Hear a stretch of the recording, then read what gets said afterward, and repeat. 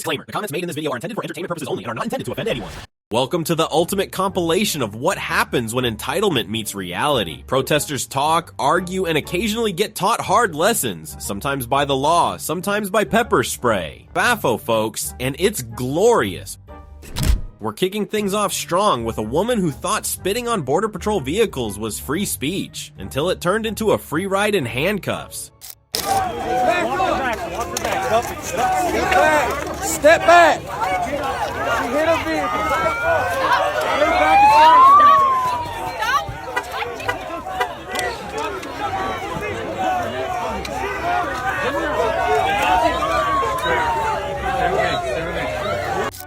She spit on Border Patrol vehicles and seemed surprised when she was arrested. Turns out government property doesn't care about your feelings, and protest doesn't come with immunity. Actions happened. Consequences followed. Next up, a liberal explains why punching people you find annoying is totally fine. Wow. You did deserve to get punched in the face. I deserve to be punched. Why? Every time. Why? Because you're annoying. And you're agitating. So if I think that you're annoying, should I be able to do whatever I want to you? I don't want to touch you. Oh, okay. Neither do I. Yeah, because that's illegal to assault someone. Sure. Yeah, that's So that's totally fine to just assault people you disagree with? if you deserve it, yes. What did I say that it was? Being a. What did I say? You were agitating. What did I say since you know it all? You were agitating. How? You were agitating. But How? You were agitating. I feel like you're agitating. I am agitating you guys. So what? Would I be okay to punch you in the face? Punch me in the face. I would never do that. Punch me in the face. I would not. That's my point. Okay. Then she was So going to jail. one thing doesn't equal. Just because you're angry at somebody doesn't mean you could assault them. That's your opinion. That's your It's not an opinion. It's the law. It's the law. You choose violence. This is Sometimes why Trump violence is the won. only answer. This is why Trump won. Sometimes people like y'all deserve to get kirked. Yeah. Oh, get kirked. Do you think we should get kirked? You should get kirked. Yeah. You should. I should get kirked. You should all get. Say it again. Get kirked. You should all get kirked. Woo!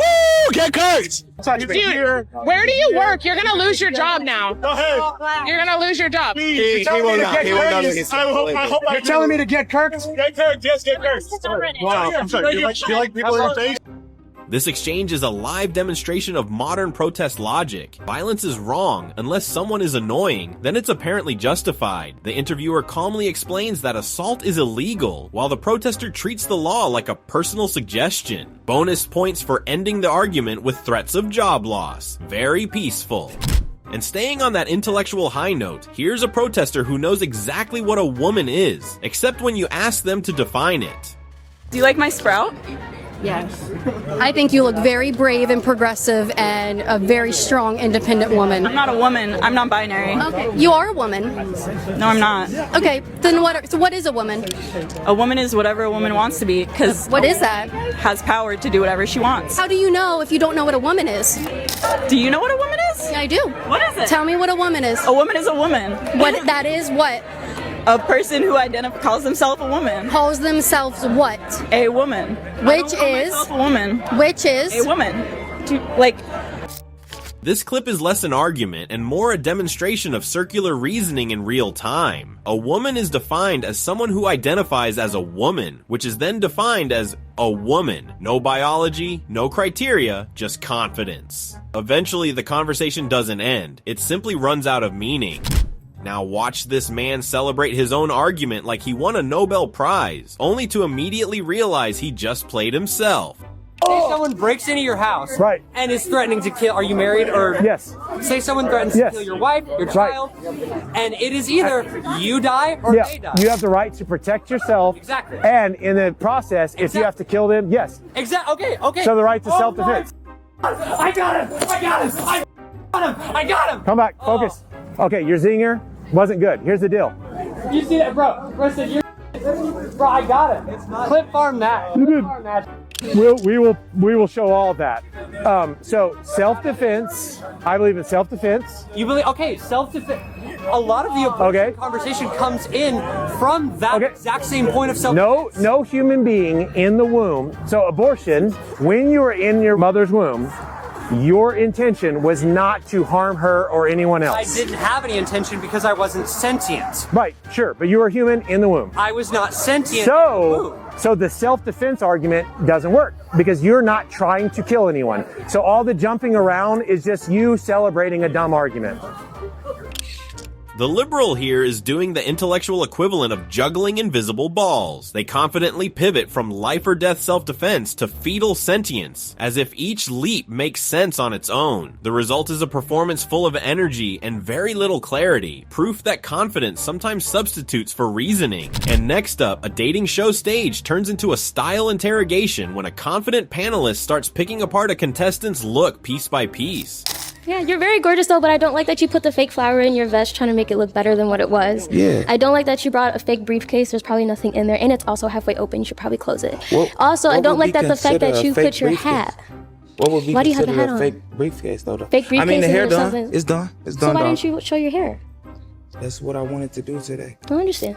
I just want to see your hair though. I get it. You feel me? I've dealt with, you feel me, Chicago women most of my life. You okay? You feel me?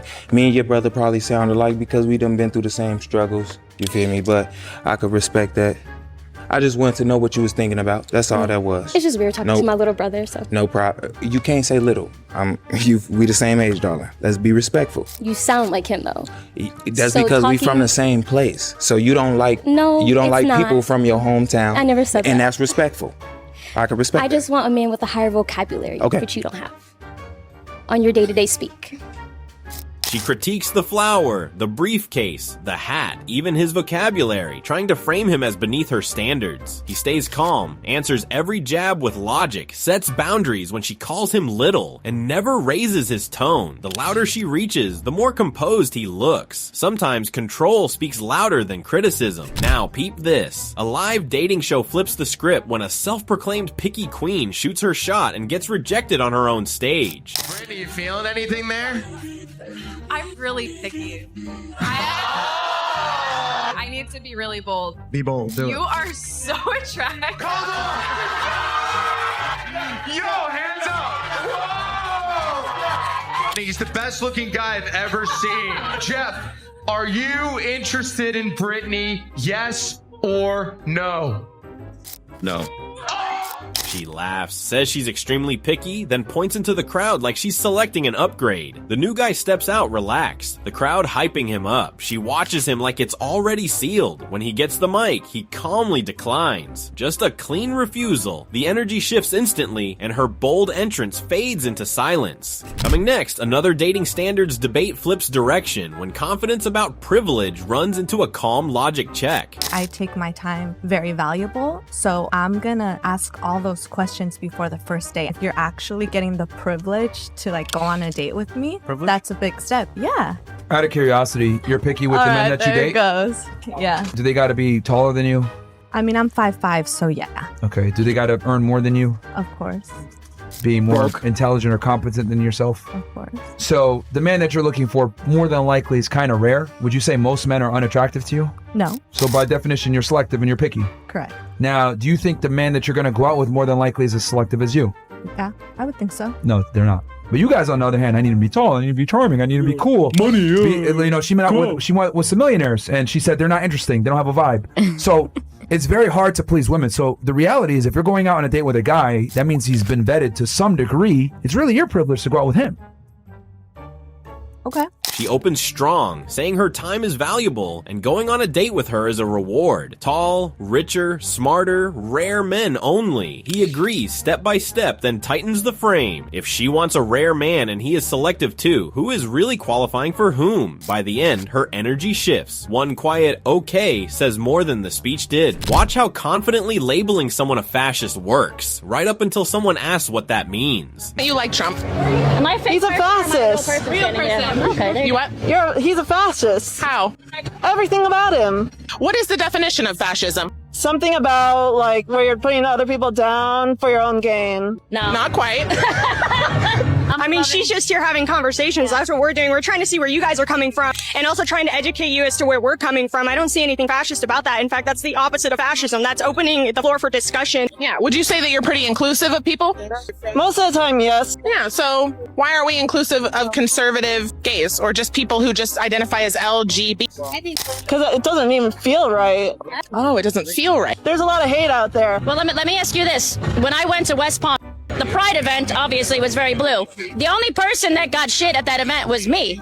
I got kicked out of the event last year, and what is that? And I can see why. How is that diversity? How is that? Well, first of all, how is that fair? Because all I'm doing is, existing. I'm existing as a human being, and I'm using my First Amendment right. You're instigating. No, I'm not. I'm honestly just asking questions, and I understand asking questions is instigating. Wow. The way you ask them, the way you frame them, yes, That's it's a fascist instigating. ideology right there. Nothing says inclusion like a selective welcome mat. They champion diversity, just not for anyone who questions them. Asking a simple question turns you into a villain, and it doesn't feel right, somehow replaces reasoning. Fascism in this worldview is whatever challenges your feelings. Then we head to a campus that's proudly anti-borders. Unless the border is around their student union.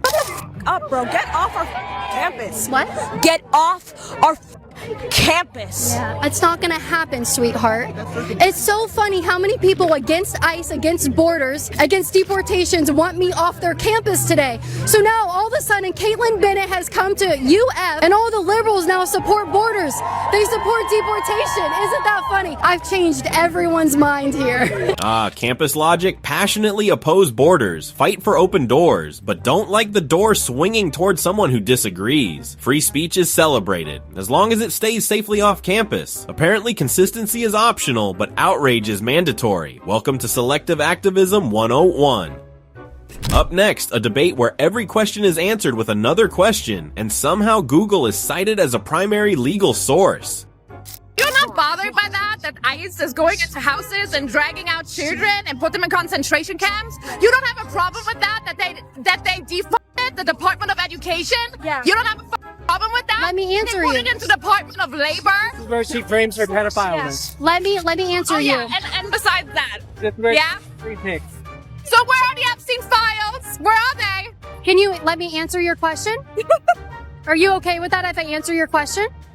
So as a mother, I have a problem with people in this country who are pedophiles, who are here illegally. Please let me answer your question. President is a Let me answer your question. proven. It's proven. What's the proof? What do you mean? Google it. How many children came forward? How many girls came forward? Believe a victim now. Show me the proof. You don't believe victims? You don't believe victims? They were paid off. Victims? Here's modern activism in action. Facts collide with fury, logic gets sidestepped, and every answer is an invitation to yell louder. If consistency or proof shows up, it's politely ignored. The performance isn't about truth, it's about volume, virtue signaling, and the fine art of answering without actually answering. And here's a classic FAFO moment. Blocking ICE operations and discovering pepper spray is, in fact, very spicy. Yo, VIP. Let's kick it.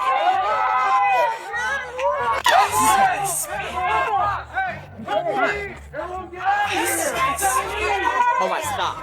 Collaborate and listen. This entitled anti-ICE activist decided her presence was more important than clear space and got a direct pepper spray education. If you stand in the path of a moving operation and wonder why force happens, this clip is the perfect answer. Turns out obstruction comes with its own seasoning. Same question, new volunteer. Support deported offenders in theory, panic in practice. We're just trying to bring back people who are deported by ICE, undocumented people, to get them back to America. Could we ask you for your signature of support? Absolutely. Thank you. I live in Tacoma Park, Maryland, and I'm involved in a group that's doing that every day. Specifically, Darwin Vasquez Ramos, who was deported, he was arrested in Maryland by ICE. We do have to disclose, though, he was convicted of third-degree offense, but we think he deserves a second chance to come back to America. Right? Hypothetically, yes, but... You want to bring him back? I want to bring everybody back that's been improperly detained or arrested. ICE is not obeying the law. It's unconstitutional. Should we bring back convicted offenders, though, that were deported? That's a harder question for me. Okay. I can't say yay or nay. I can only say it would. If I were in a jury, it would depend on the circumstances. I got to get in this car. Okay, I don't want to hold you up. Thank you. I appreciate it. Meet the ultimate thought experiment. Agree in principle to anything, but bail the moment specifics appear. Our volunteer nods enthusiastically for second chances until the abstract becomes real-life roommates with felony records. FAFO proves yet again, convictions are fine until you're personally inconvenienced. This next one is generosity with conditions until a bus full of reality pulls up. So you would do anything for like all the illegals I think and we stuff? have to be fair. Guys, this is great. I think we found a new home for you guys. What guys? There you go. Yeah. Yeah. I don't understand what this is about. Blame immigration. They're gonna move into your house. They are not. What do you mean? You just said you wanted to support everyone now. That I don't. No, they're Guys, not violent. we got a They're new not house. violent. They're good. They're Oh no, like, hop it! Like just like you guys did before. Thank you very much. Can they stay for dinner? Wait. Well, we have your signature. This is the funniest thing I have ever seen. All smiles and virtue signaling until the what if scenario arrives on wheels. Suddenly, supporting illegal immigrants isn't so cute when it might involve your living room. The universe just dropped the mic. Up next, a debate where one side brings vague horror stories and the other keeps asking for receipts. Tell me, why are you so in favor of criminals being in this country? I just told you that 70% of the people that Trump is supporting literally are not convicted criminals for interior removal. I mean, I don't understand. You really buy into that narrative that little grandmas are walking around. Oh my God. Oh, let's get grandma. Let's kick her out of the country. That's literally what they're doing. That's not what they're doing. Say one case like that. Of what? Of one case of the little grandma standing at the taco stand getting deported. You can't cite it. There we go. There we go. You can't cite. Are you denying the fact that No. I'm holding you to deported? account because that's the narrative you're just running with, and then you can't cite a specific example. What I'm telling you. Again, this man is deeply disingenuous. Thank God you're out of politics. We don't need more lying politicians like you. I'm running for Congress too. I'm actually still in the race. We need people who tell the truth. We don't need liars like you. You should be ashamed. No, seriously, dude. Meet the art of debating without facts. Claim ICE is rounding up sweet old grandmas. Flail when asked for proof. Repeat the same narrative louder. Meanwhile, the MAGA man just asks for specifics, and reality quietly shows up to the party. Now listen closely. A calm split-screen discussion shifts into a logic trap the moment one simple principle gets turned around. He's being verbally violent and emotionally abusive, and he responds with his hands. Is that fair play? No. Okay. Why not? Because men are physically stronger than women, and a real man will walk away Thank you. Thank you. That's at the root of everything, gentlemen. Ladies, that's at the root of everything. You're a woman that believes that men are stronger and men should walk away. Then if that's the case, then you should keep your mouth closed and not incite a man. Because you can't whoop his ass. But how many women do that? Why wasn't she a real woman and just run away? Why'd she hit back? What sense does it make to agitate somebody who you cannot defend yourself against? No sense. He asks whether physical retaliation is justified after verbal attacks. She firmly says no, arguing men are stronger and should walk away. He agrees with her premise, then redirects it. If men are stronger and expected to disengage, why escalate verbally in the first place? As he presses the inconsistency, her tone softens. By the end, she concedes quietly.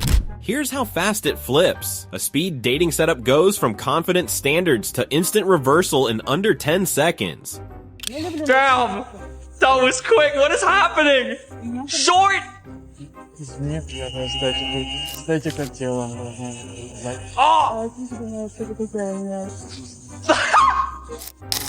She sits down, shakes his hand, immediately hits the button, and says she does not like short guys. Sets the bar at over 5 feet 11 inches and moves on without blinking. The next guy walks in, barely settles, and presses the button on her first. Calm voice, same energy. Now she's the one asking what's wrong. The reaction cam says it all. Energy changed just like that. Watch how this plays out. A balloon pop dating segment turns clinical when a casual insult gets answered with professional precision. No, he's not my type. Okay, and what makes him not your type? Probably just the skin, you know? Okay. Yeah. Sorry. No. So, do you like clear skin? Yeah, you know, yeah. His clothes aren't really well fitting. I just, you know, Yeah. Okay. Okay. All right. And now I know you said you popped because of her her business. Now, is she your type? Like, if you saw her out, would you approach her? Not necessarily. Okay. And why not? She has beautiful skin, actually. Skin is way better than mine. I would say, I don't even know if it's an overbite, but it would be yeah. You said her overbite? If it's an overbite, but I'm certified. I'm a dental assistant as well, so yeah, it would be that. She dismisses him fast, says his skin is not clear enough, his clothes do not fit, looking him up and down like the verdict is final. He stands composed, no flinch. When asked about her, he was even uncomfortable saying that, but he tried explaining it to avoid sounding rude. Such a gentleman. But wait, it gets better. A protest about abolishing the police turns into a live demo of actually, maybe keep them? When Logic walks in wearing a bow. Can I join you? So, are you with the Abolish the Police people? Uh-huh. Can I join? Yeah. Okay, sorry I'm early, so. Me too. Okay, and so my only concern if we abolish the police is what are we going to do about all the gun violence here? Background check.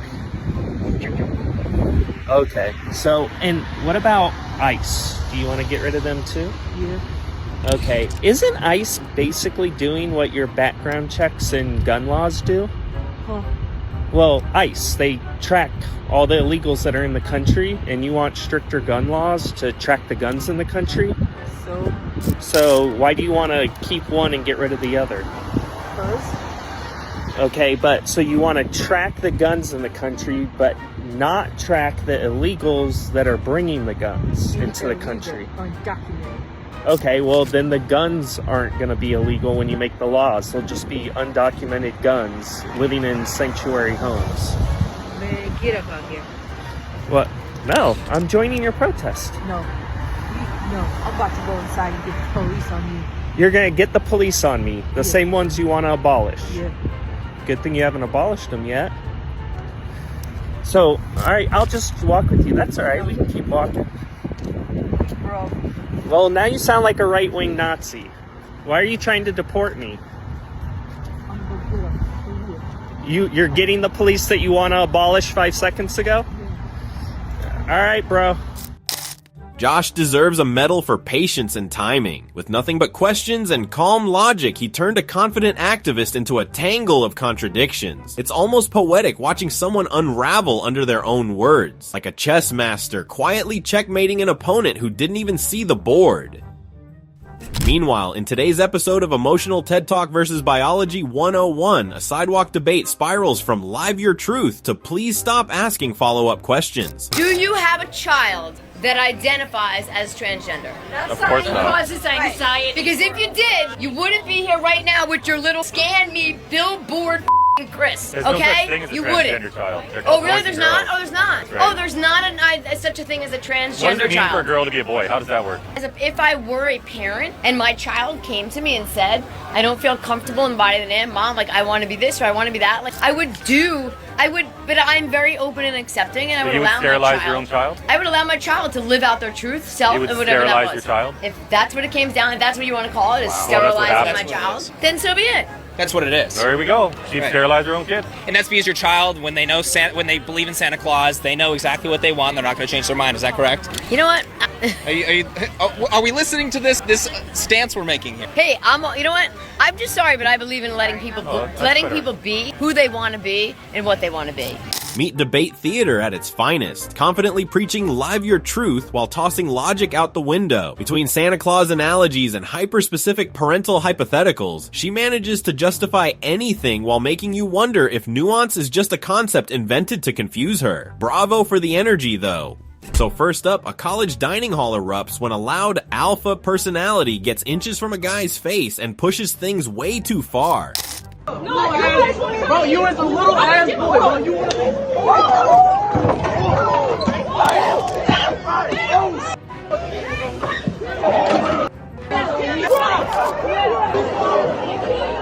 She's shouting, pointing, crowding his space, trying to embarrass him in front of everyone. He stays planted until she lunges and makes contact. In that split second, he reacts and she's sent crashing into tables. The whole room gasps. Even after hitting the floor, she charges again. Pride over patience always ends badly. Moving right along, a podcast debate gets tense when a self-proclaimed modern alpha starts shouting about equality and housework, only to get calmly checked in real time. Like a man. So you're telling me that a woman has to go work like a man every day, and a man goes work and he's tired when he gets home. A woman's not tired. She has to clean, cook, do the dishes, do the laundry. Are you kidding me? Why don't you want to do that?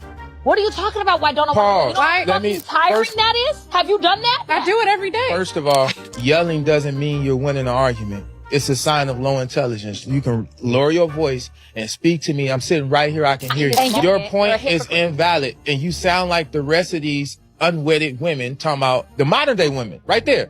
I'm going to go to work like you. Then you want me to cook, clean. First of all, if that was the case, so what? Yes, you're going to cook, clean, do this and do that. And guess what? He taking the trash out. He fixing the house. He making sure this. Y'all have different responsibilities and different roles. Now, amongst modern day women, we're equal. We're not. We're both important. We're equally important to the relationship, but we have different duties, functions, and responsibilities. And you yelling, oh, I gotta cook, clean, yes, because don't nobody care. But at the same time, my wife don't care if the AC duct needed to be cleaned and it was $300. She won't even know that the man came and went. We have different responsibilities. Just because I can see you cook the food and you can't see me clean the gutters, you don't even care about that stuff, but it still need to be done. Men have different responsibilities. So all this, oh, I cook and I clean and yeah, that's part of your function.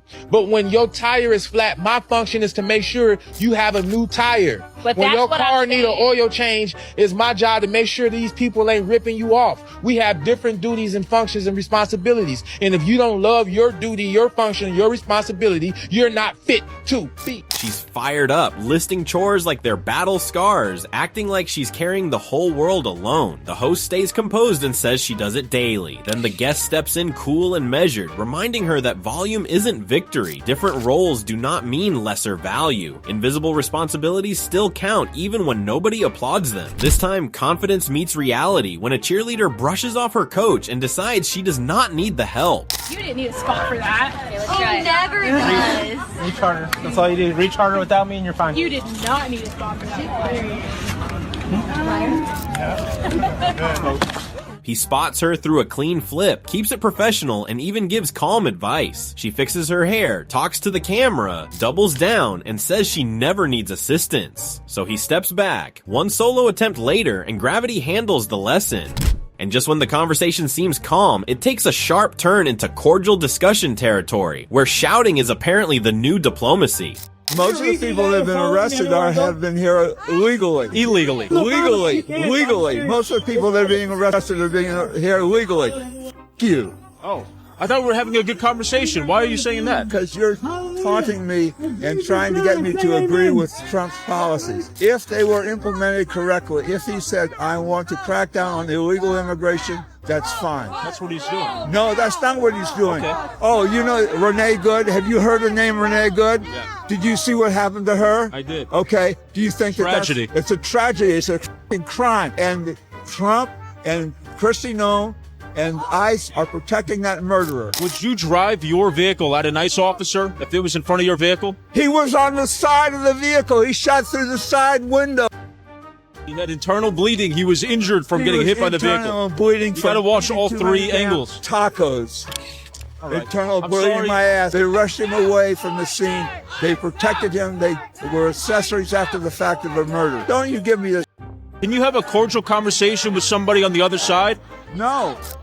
The old school skeptic is quick to curse, faster to suspect a hidden agenda, and always ready to derail any conversation with a touch of righteous fury. He's proof that sometimes clarity takes a back seat when outrage and personal convictions are riding shotgun. Seatbelt optional, chaos guaranteed. A heartfelt plea for support meets the unthinkable proposal: full-time employment.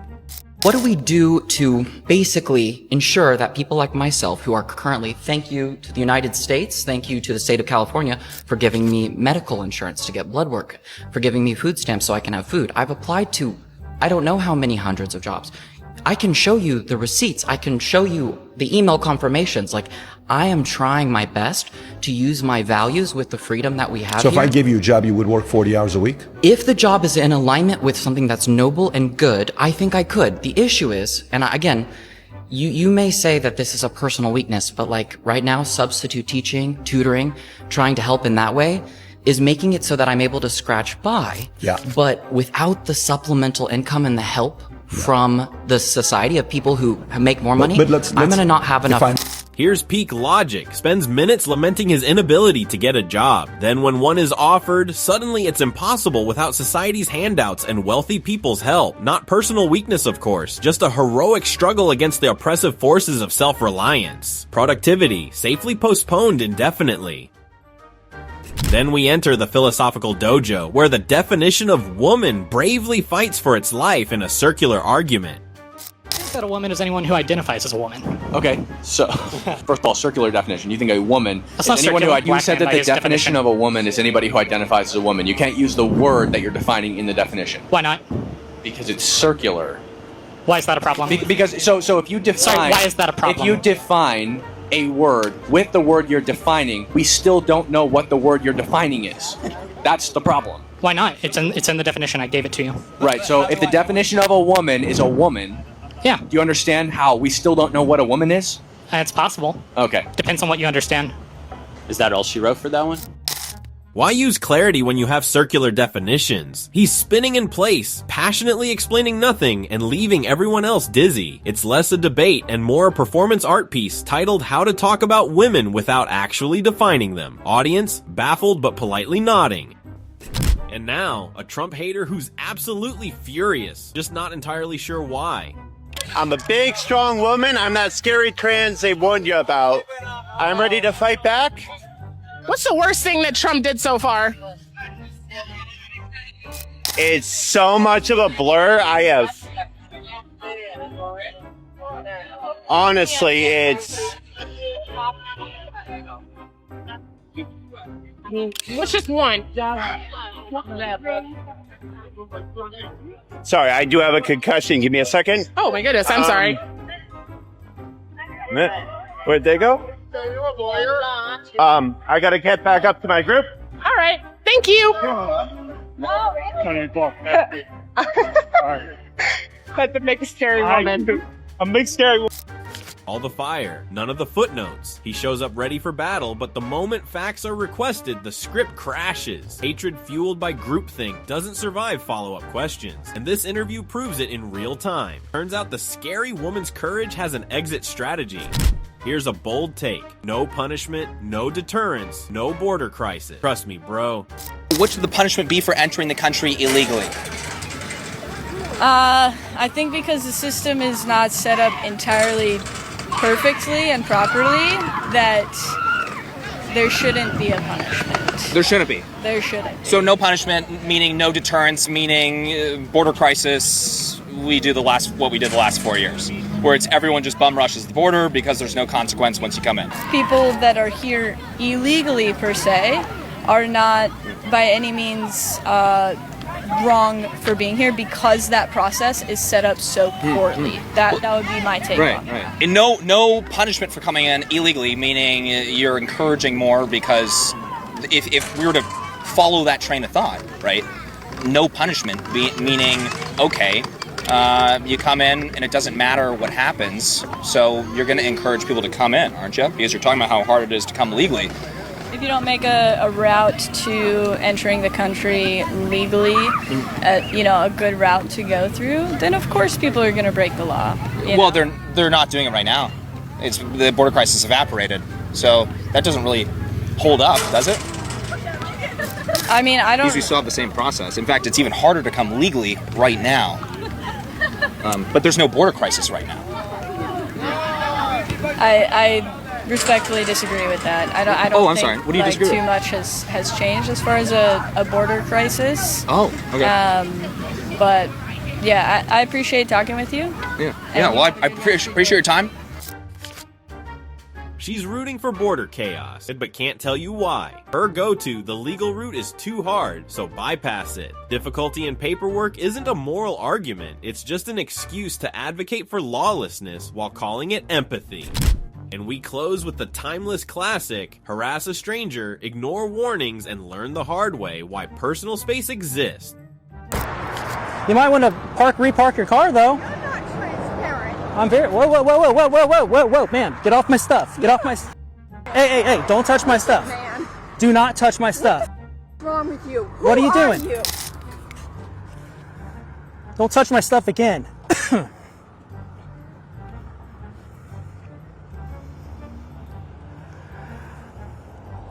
That's what you get for putting your hands on people.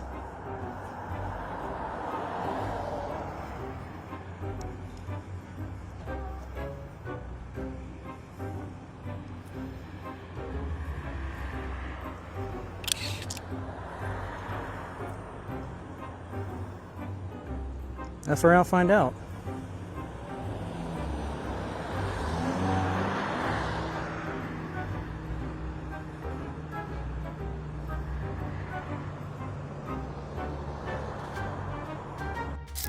At 70, most people are avoiding chaos to keep their heart rates down, but not her. She dove headfirst into drama like a rebellious teen, and got a face full of pepper spray as a reminder that immaturity has no age limit. Some lessons just demand attention, no matter your years. Alright, now watch this drive-through standoff that turns sideways when a woman starts posturing like she's in a boxing promo instead of ordering food. Wait for it.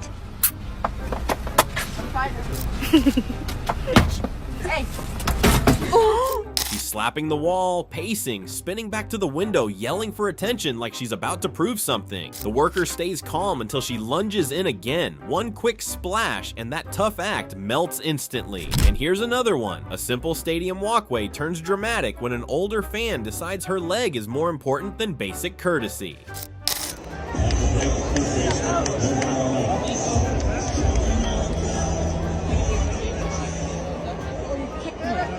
Whoa.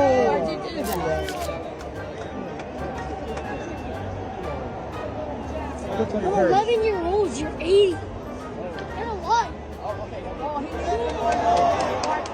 An 11-year-old kid just wants to get back to his seat. She blocks the path, makes zero effort to move, so he carefully steps over. Suddenly she's yelling as he attacks her. Then he fires back calm and sharp, reminding her he's 11 and she's grown. One line flips the whole moment and she's left speechless. Next up, a casual dinner date shifts tone. The second expectations stop lining up.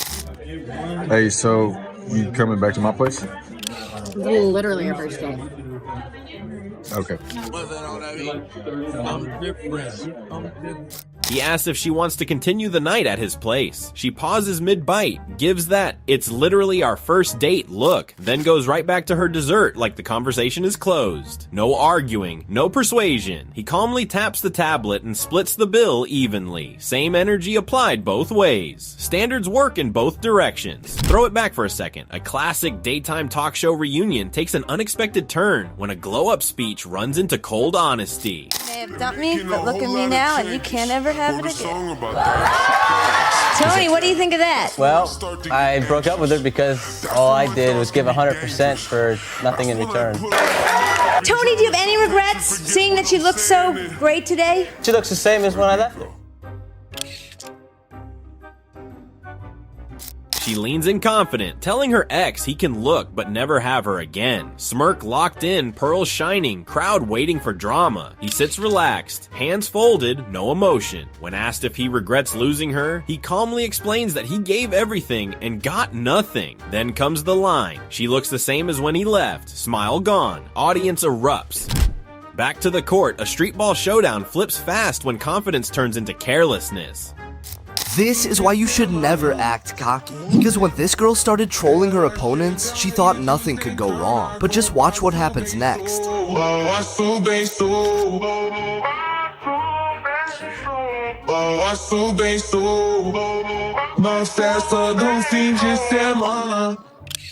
She's dribbling wide, smirking, even turning her back like it's already won. Then she starts clowning the shorter defender, lifting her leg, getting flashy instead of focused. He stays low, eyes locked on the ball. One quick reach and it's gone. Clean steal, push the other way. All that trolling disappears the second fundamentals step in.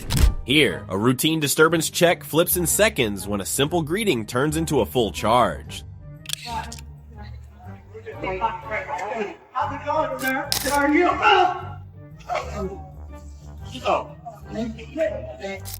The officer walks up calm, asks how it's going, standard approach. Before the sentence even settles, she screams and rushes him. No hesitation from there. He redirects the momentum, sweeps, and plants her on the pavement in one clean motion. Backup arrives as the shock sets in. One reckless move, one immediate consequence.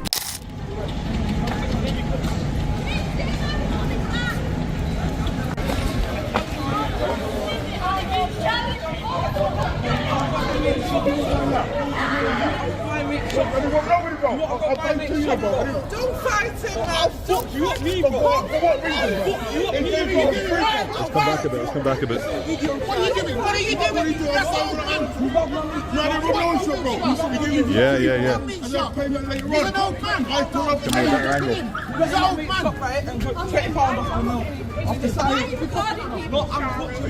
Why? You know why I record people. You know why. It's all right. Go about your business. You got money, chocolate. What's that old man? He's got money, chocolate. Try and make it all the big stuff. You don't need to shop £20. I'm trying to get the content. Everyone else is getting their content. Hello, mate. How are you? Come on, Charlie B.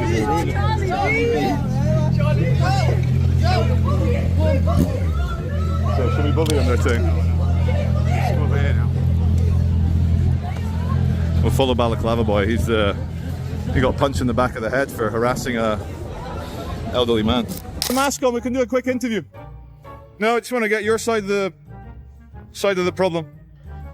He's mad. He's angry. Very angry. What's he shouting for? More. Let's keep coming. Bloody hell. Enrager Boy.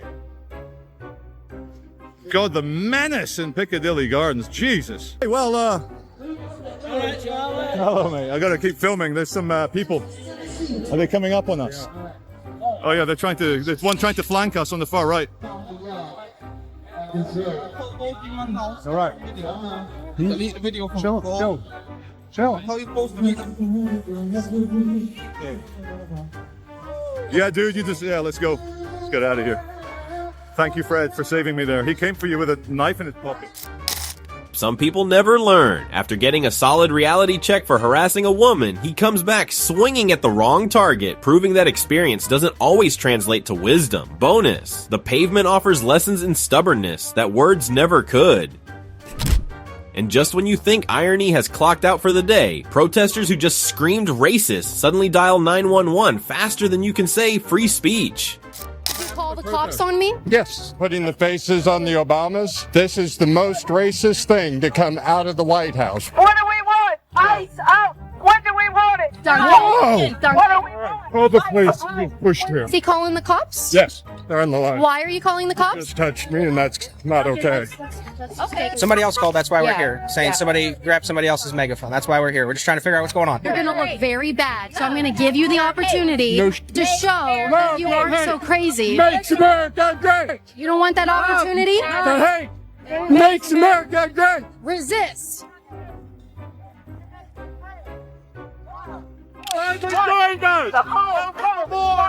I don't want you to follow me because you keep following me and you're going to follow me. She likes seeing that people go mentally nuts. All right. Nice. Duncan, I would like some space from you. The officers are over there. You can go tell them what you need to tell them. Okay? You're falling on people because you're in such a tizzy because I'm here with a different opinion, Duncan. Why are you treating a woman like this? Makes America great! Treating a woman. People loving each other. Love you. He's not even asking for consent. And then you're holding up a thing about what files? And you're out here just kissing everyone on the lips? You guys are more than welcome to be here. Thank you. As long as it doesn't escalate anything more than back and forth. Sure. Then And what we're happens all if good. we touch each other? Then whoever... That's assault, like grabbing the megaphone or any of that? Yeah. Okay. Cool, we're good. Let's do it. Irony called, it wants its award back. One moment, they're yelling racist over a meme. The next, they're dialing 911 on a security guard for doing their job. Apparently, some forms of activism are only valid when nobody in blue shows up. Consistency, optional. Chaos, guaranteed. After that, one immigrant flips the script and leaves an entire protest wondering how the narrative just pulled a plot twist. I think I'm the only Trump voter here. Am I the only Trump voter here? You know what's funny, guys? I'm the only immigrant here from Mexico, and I support ICE. Isn't that crazy? All of you white liberals don't like ICE, and you're all born here. So I care more about this country than you guys do. I care about our borders, our sovereignty. You guys are nuts. Here's a guy who just walked into his own talking point. The only Trump supporter on the block suddenly becomes everyone's favorite contradiction detector, pointing out that border security isn't strictly a white-born thing. It's less protest and more unplanned stand-up comedy with national sovereignty as the punchline. And speaking of plot twists, Identity Politics gets a software update nobody was prepared for, complete with accusations of trans-native phobia. Hey, I have a question. The front doors are locked here. Yeah, what do you need? I'm trying to get to the queer self-defense class. Okay, around the corner. So the south side of the building, is that? Yeah. Okay, and it said on the flyer, trans folks fight for free. Yeah, you're trans. I'm trans-indigenous. You're what? I'm trans-indigenous. My parents, bigoted doctor, assigned me white skin at birth, but I identify as a brown-skinned native. Dude, get out of here. Well, are you trans-native phobic? No. Well, then what's the problem? Do you know how confusing this is to people and how you're making a mockery out of natives? Well, that's ironic, don't you think? No, we are protecting people here with self-defense. And that's, I want to participate. No. I'm a native. Trans natives are natives, and this is our land. Dude, I'm calling the cops. Don't misindigenate me. I am not a dude. Get out of Don't. here. Why are you being trans-native phobic right now? Please leave. No. This is my land, and you're trespassing. You're cis-American, so how about you leave? I need you to leave the property now. No. What are you going to do? I'm calling the police. You're going to call the police on me because I'm a trans-native man of color? You're mocking people. That's a hate crime. No, what you're doing is a hate crime. Call the police then. I'm It's calling really the sad you're being trans-native phobic right now. Dude, Folks, this individual is being trans-native phobic. I'm trying to get into a queer self-defense class, and this is how they treat trans people of color. Really sad. I hope you should be proud of yourself for being trans-native phobic. You should be ashamed of what you're doing. Really sad. Trans natives are You natives. need to leave. Josh's expressions perfectly set the stage. He turned every question into a mirror reflecting her contradictions. As she flailed trying to explain why trans natives couldn't enter, he calmly pushed each point, exposing the inconsistencies in real time. Watching him was a masterclass in holding someone accountable with nothing but wit and poise. Finally, we close with a moment of honesty so raw it practically writes the headline itself. When calling someone a Nazi turns into an unexpected admission about what that supposedly means. Oh wait, hold on. So actually, what you just said is actually considered super violent. No, you have to bring exactly what the Nazis were doing. So you just called myself a Nazi, correct? Yes. Okay, so the only way to get Nazis out of power is to what? Be violent. It's to be violent and kill them, right? Yeah. So you want to kill me. But you just called me a Nazi, and the only way to get Nazis out of power is to kill them. Do you think that the leftist people want to kill me? Yes. Do you think that the left wants to kill me? Yeah. Do you agree that the left is more violent than the right? On camera, she casually admits she wants to kill him, because apparently violence is the only way to deal with Nazis. Which raises the million-dollar question, who decides who's a Nazi? Watching her brand someone deadly while dodging that question is peak performative outrage, equal parts alarming and absurdly comical. Up next, a calm conversation where one side has emotions, the other has facts, and the media narrative quietly falls apart. You support ICE? Yes, sir. Why is that? I support ICE because we should support anybody violating federal law. All right. Well, they're violating federal law, but just deporting them is one thing. But what ICE is doing is completely different. They're not just deporting them. They've been taking kids. They've been taking pregnant women. They've been gassing protesters. I just don't think it's right. I mean, gassing rioters and left-wing agitators. I just don't think that we should make a clear distinction between the two. And the matter of the 5-year-old that you're talking about, do you know what happened with that situation? Well, the parents were going home. They crossed through a protest. The protest was being gassed. No, you have it all wrong. ICE was targeting the individual, the father, that was in the car with the kid. They pulled him over, basically. They trapped him. He left his car. He started running. Where was the kid now? Kid's outside of the car in the road by himself. Now, the ICE officer goes out, and that's where you have the photo of him behind the kid, and it looks like he's being detained. And that's when you have the media and the rhetoric going, there's a 5-year-old being detained by ICE, and yet none of us actually believe that because we actually saw the video before. The protesters' arguments collapse faster than their narrative. Kids, protests, and gassing swirl into confusion while they keep trying to sound righteous. The MAGA man calmly points out the actual sequence of events, leaving the protester to shout at shadows. FAFO in action. Think twice before ignoring facts. And here we see a protester passionately protesting something. Why are you out here protesting ICE in Philadelphia? I mean, it feels like Nazi Germany all over again, you know? So I feel like what they're doing, ICE specifically, per se, is just uncalled for. Like, who are you to say what's the word? I don't know, I can't really think straight right now, but I'm having a hard time thinking of an answer right now. So. Just as soon, the protester clearly has a strong opinion, but the words just aren't cooperating. Each pause feels like a suspenseful cliffhanger, except the suspense is wasted on everyone. Watching her search for a word is more dramatic than any argument she's actually making. Coming up, unlimited compassion for criminals right up until someone asks you to house one in your spare bedroom. We're trying to bring back people who were deported by ICE. Can we get your signature for our petition? Oh, thank you so much. Specifically, we're trying to bring back Omar Barojas Aranas. We have to tell you, though, he was convicted of kidnapping and possession of drugs. Is that okay? We still want to get him back. Okay, yeah. I think he deserves a second chance, right? Of course, we all did. Would you be able to take him in? Like, if he comes back, we get him back? You wouldn't be able to take him in? Okay, no problem. Specifically, we're trying to get back Darwin Vasquez Ramos. He was deported in Maryland this week, and we do have to disclose he was convicted of third-degree offense, but you know he deserves a second chance, we think, right? Yeah, I agree. What, can you take them in? Yeah, are you able? So if you agree that we should bring him back, can you take him in when we finally get him back? Here Would you be able to like house him for a while? I'm not sure. I think I'm actually running late for a meeting. Oh, okay. Don't want to hold you up. Thank you. The hypothetical feminist commentary. Wow, she supports ICE deportees, including a offender, and she's ready to house them. This is exactly why we need background checks on volunteers. Our lady thinks she's doing good. FAFO proves she's playing with fire, and a few life lessons are about to RSVP. Now things escalate fast as peaceful protest turns into open support for violent revolution, somehow in defense of deporting criminals.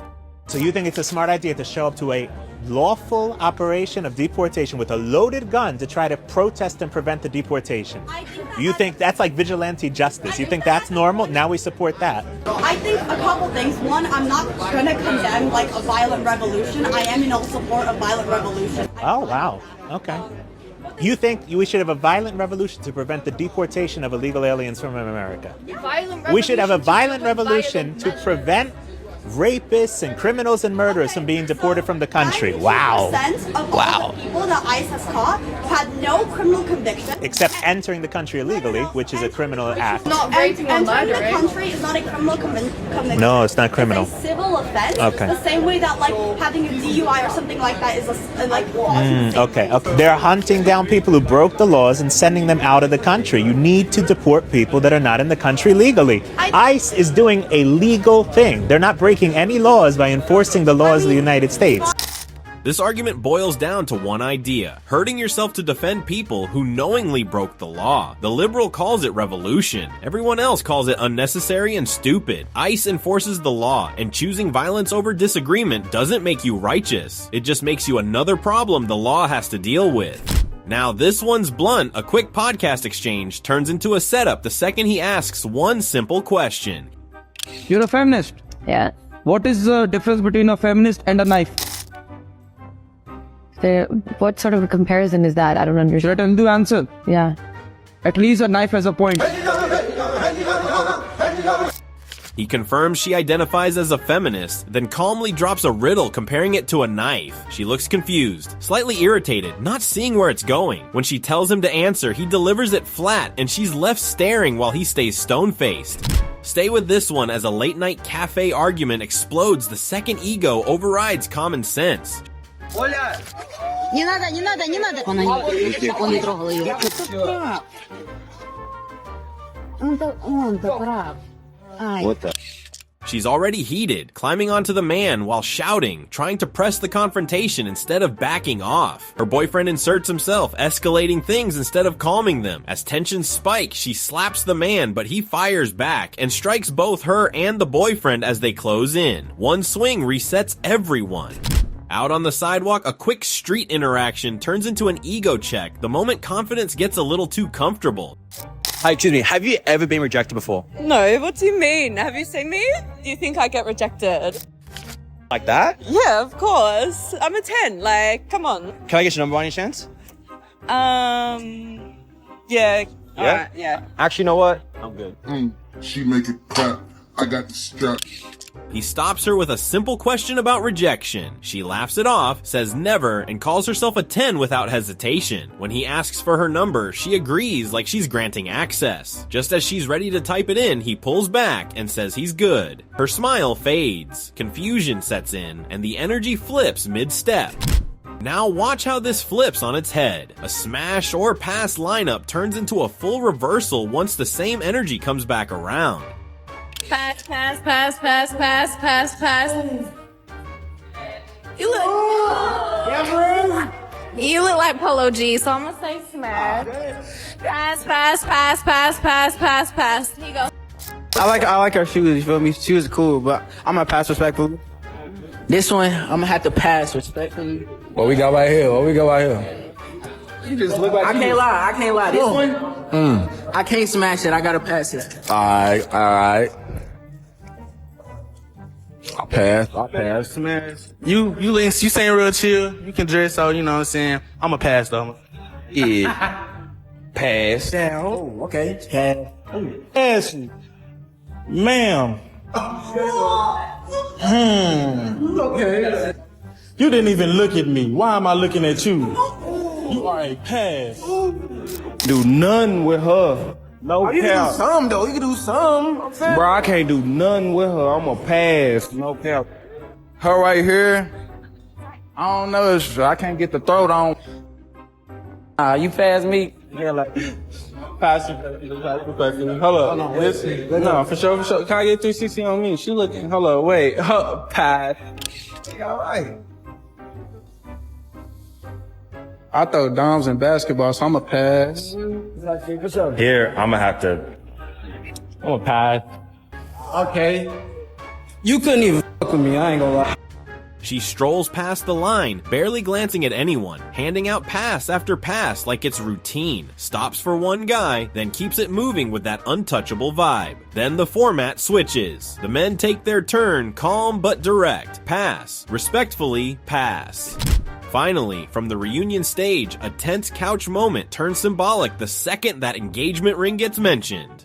You're still wearing your engagement ring. I'm gonna give it back to him. Do you want it now? Keep it. Thank you. That's a Bitcoin. She slides the ring off, tries to stay composed, and hands it over. He takes it without emotion and jokes about it being a Bitcoin. What was meant to be dramatic lands quiet instead. Energy shifted with one small object. So there you have it. Instant reversals, clean counters, and lessons delivered in seconds. Remember, composure beats chaos every time. If you made it this far, show some support by liking the video and subscribing to the channel.